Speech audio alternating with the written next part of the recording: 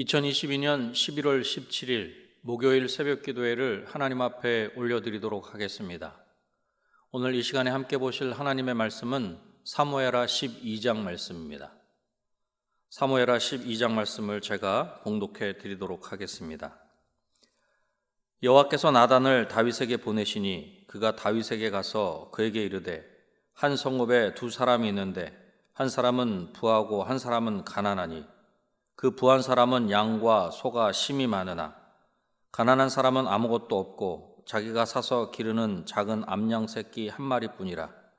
그 암양 새끼는 그와 그의 자식과 함께 자라며 그가 먹는 것을 먹으며 그의 잔으로 마시며 그의 품에 누움으로 그에게는 딸처럼 되었거늘 어떤 행인이 그 부자에게 오매 부자가 자기에게 온 행인을 위하여 자기의 양과 소를 아껴 잡지 아니하고 가난한 사람의 양 새끼를 빼앗아다가 자기에게 온 사람을 위하여 잡았나이다 하니 다윗이 그 사람으로 말미암아 노하여 나단에게 이르되 여호와의 살아계심을 두고 맹세하노니 이 일을 행한 그 사람은 마땅히 죽을 자라.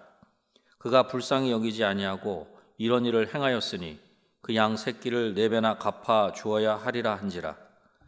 나단이 다윗에게 이르되 당신이 그 사람이라. 이스라엘 하나님 여호와께서 이와 같이 이르시기를 내가 너를 이스라엘 왕으로 기름 붓기 위하여 너를 사울의 손에서 구원하고 내 주인의 집에 내게 주고 내 주인의 아내들을 내 품에 두고 이스라엘과 유다 족속을 내게 맡겼느니라. 만일 그것이 부족하였을 것 같으면 내가 내게 이것저것을 더 주었으리라. 그러한데 어찌하여 내가 여호와의 말씀을 업신여기고 나 보기에 악을 행하였느냐. 내가 칼로 햇사람 우리아를 치되 암몬 자손의 칼로 죽이고 그의 아내를 빼앗아 내 아내로 삼았도다. 이제 내가 나를 업신여기고 햇사람 우리아의 아내를 빼앗아 내 아내로 삼았은즉 칼이 내 집에서 영원토록 떠나지 아니하리라 하셨고 여호와께서 또 이와 같이 이르시기를 보라 내가 너와 내 집에 재앙을 일으키고 내가 내 눈 앞에서 내 아내를 빼앗아 내 이웃들에게 주리니 그 사람들이 내 아내들과 더불어 백주에 동침하리라. 너는 은밀히 행하였으나 나는 온 이스라엘 앞에서 백주에 이 일을 행하리라 하셨나이다 하니 다윗이 나단에게 이르되 내가 여호와께 죄를 범하였노라 하매 나단이 다윗에게 말하되 여호와께서도 당신의 죄를 사하셨나니 당신이 죽지 아니하려니와 이 일로 말미암아 여호와의 원수가 크게 비방할 거리를 얻게 하였으니 당신이 낳은 아이가 반드시 죽으리이다 하고 나단이 자기 집으로 돌아가니라. 우리아의 아내가 다윗에게 낳은 아이를 여호와께서 치심에 심히 앓는지라.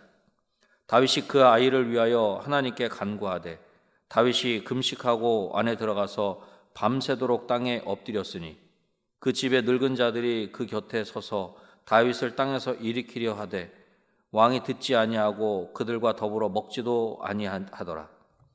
이래 말에 그 아이가 죽으니라. 그러나 다윗의 신하들이 아이가 죽은 것을 왕에게 아뢰기를 두려워하니 이는 그들이 말하기를 아이가 살았을 때 우리가 그에게 말하여도 왕이 그 말을 듣지 아니하셨나니 어떻게 그 아이가 죽은 것을 그에게 아뢰 수 있으랴. 왕이 상심하시리로다 함이라. 다윗이 그의 신하들이 서로 수군거리는 것을 보고 그 아이가 죽은 줄을 다윗이 깨닫고 그의 신하들에게 묻되 아이가 죽었느냐 하니 대답하되 죽었나이다 하는지라. 다윗이 땅에서 일어나 몸을 씻고 기름을 바르고 의복을 갈아입고 여호와의 전에 들어가서 경배하고 왕궁으로 돌아와 명령하여 음식을 그 앞에 차리게 하고 먹은지라.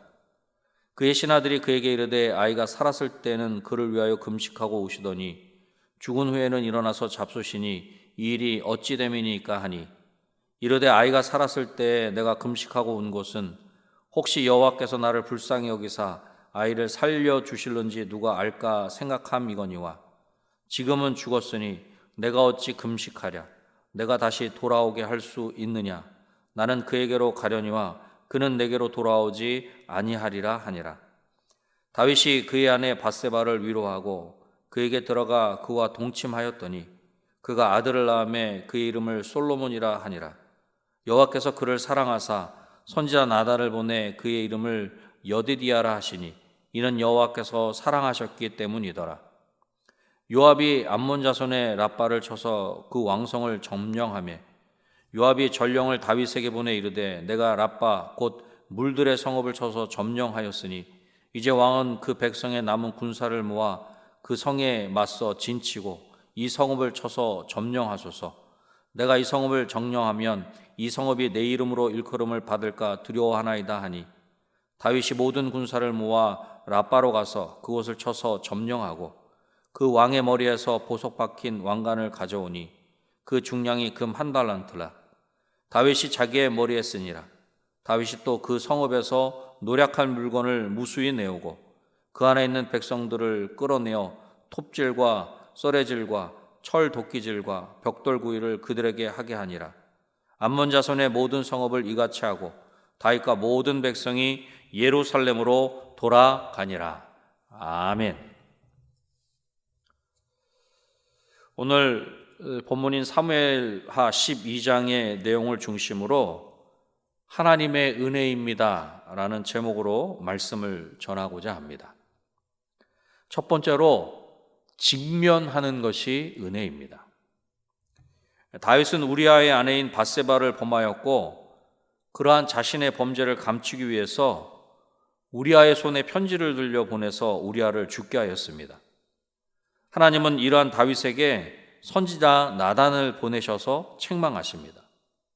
나단 선지자는 다윗에게 한 부자와 가난한 사람의 비유를 통해서 이야기합니다.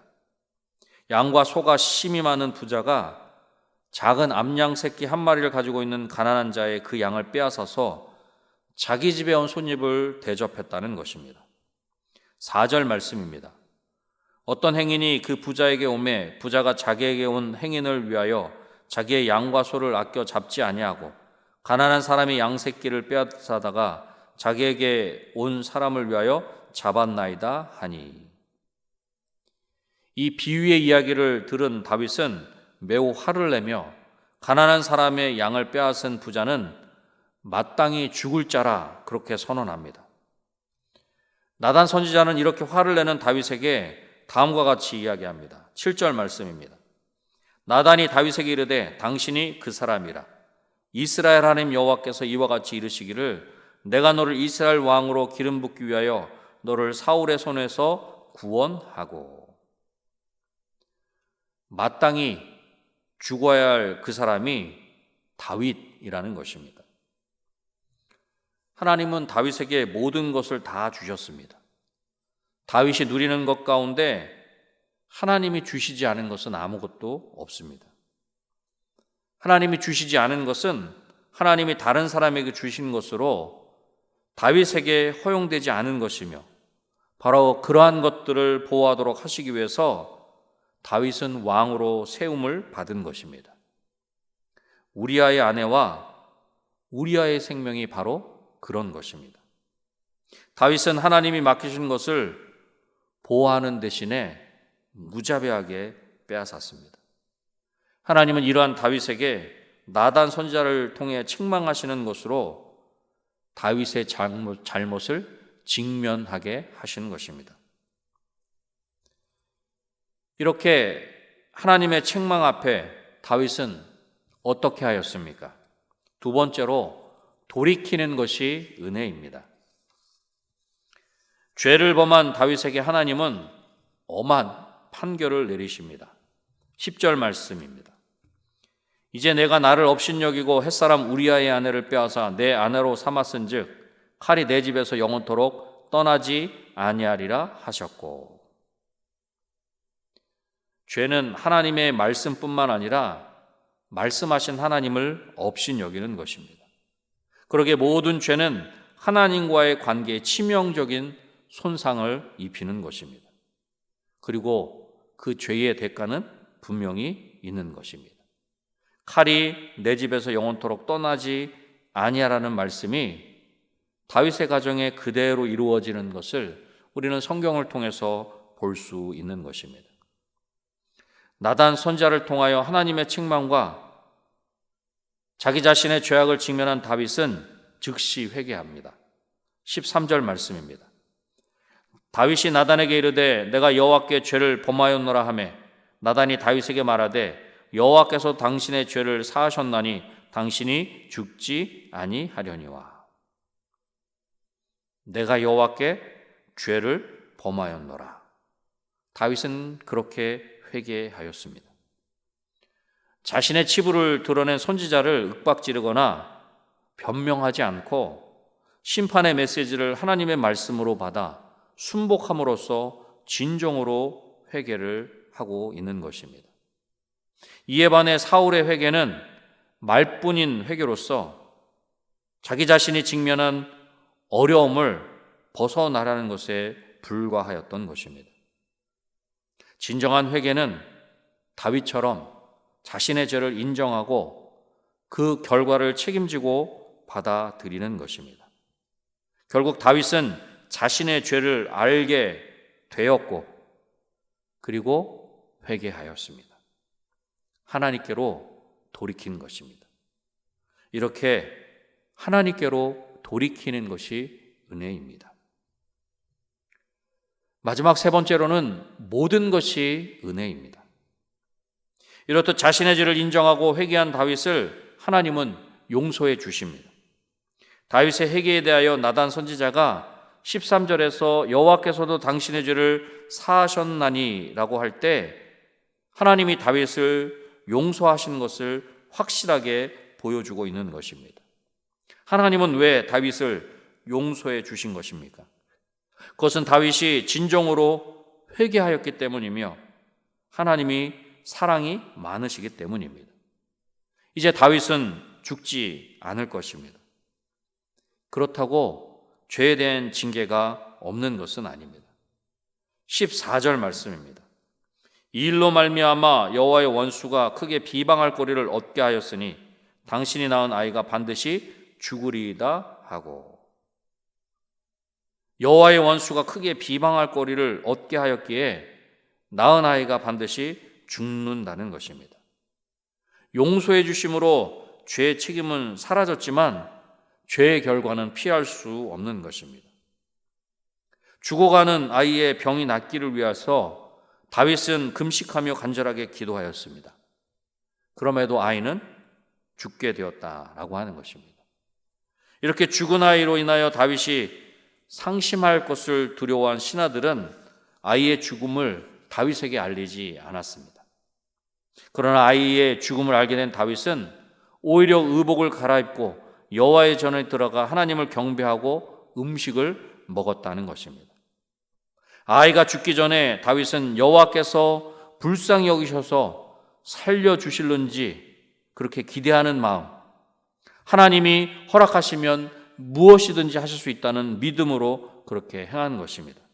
그러나 이제 아이가 죽은 후에 다윗은 아이가 자기의 죄의 결과로 죽게 된 것을 인정하고 받아들이고 있는 것입니다. 이러한 다윗의 모습은 하나님을 진정으로 인정할 때 가능한 것입니다. 이렇게 죄로 인하여 다윗이 징계를 받은 이후에 태어난 솔로몬을 통해서 우리는 하나님의 사랑과 크신 은혜를 알 수 있는 것입니다. 25절 말씀입니다. 선지자 나단을 보내 그의 이름을 여디디아라 하시니 이는 여호와께서 사랑하셨기 때문이더라. 아멘. 솔로몬의 탄생과 여디디아, 여호와께 사랑을 입었다라는 이 이름은 다윗과 약속하신 후손의 복이 이루어지기 시작한다라고 하는 것을 우리에게 명확하게 보여주고 있는 것입니다. 그렇습니다. 이렇게 죄를 범한 다윗이 용서받고 구원을 받을 수 있는 것은 다윗에게 그 원인이 있는 것이 아니라 전적인 하나님의 은혜인 것입니다. 모든 것이 하나님의 은혜입니다. 말씀을 맺겠습니다. 직면하는 것이 은혜입니다. 돌이키는 것이 은혜입니다. 모든 것이 하나님의 전적인 은혜입니다. 오늘도 모든 것은 하나님의 은혜임을 고백하며 하나님의 말씀 앞에서 우리 자신을 돌아볼 뿐만 아니라 하나님께로 돌이키는 저와 여러분이 되시기를 주님의 이름으로 축원합니다. 기도하겠습니다. 하나님 아버지, 감사합니다.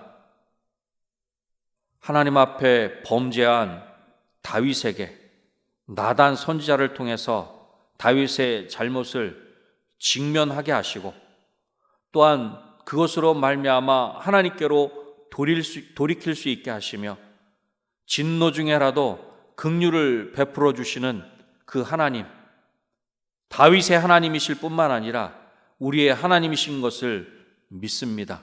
하나님, 모든 것이 하나님의 은혜임을 오늘도 고백하며 한날을 살아갈 수 있는 우리 모두가 되게 하여 주시옵소서. 모든 것이 하나님의 은혜임을 고백하며 하나님의 말씀 앞에서 우리 스스로를 돌아볼 뿐만 아니라 그 말씀에 힘입어 하나님께로 돌이키는 우리 모두가 되게 하여 주시옵소서. 하나님, 몸된 은혜광송교회가 11월 한다는 총동원 출석 전도의 달로 지키기를 원합니다.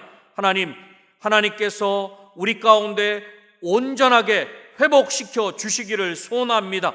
하나님을 예배하는 일과 하나님의 말씀 앞에 서는 일과 하나님을 찬양하며 하나님께 기도하는 이 모든 일들 가운데 우리를 회복시켜 주시옵소서. 특별히 오늘은 이 땅에 수많은 수험생들이 수능을 보는 날입니다. 하나님, 그동안에 저들이 흘린 모든 노력과 땀방울 하나님께서 기억하시고 그 모든 것들이 하나님 안에서 아름답게 열매 맺을 수 있도록 도와주시기를 소원합니다. 특별히 우리 은혜광송교회 자녀들 하나님 안에서 꿈과 비전을 향해 힘있게 달려갈 수 있도록 도와주시고 이 시대에 하나님 앞에 붙들림 바 되어 하나님 앞에 귀하게 쓰임받는 우리 모든 은혜광송교회 자녀들이 되게 하여 주시옵소서. 이 시간 위에 여러 가지 기도점을 가지고 하나님 앞에 간절하게 부르짖어 하릴 때 하나님, 우리의 기도를 들으시고 응답하여 주시되 가장 좋은 것으로 속히 응답하여 주시옵소서. 모든 것 하나님께 온전히 맡겨드리오며 예수님의 이름으로 기도드립니다. 아멘.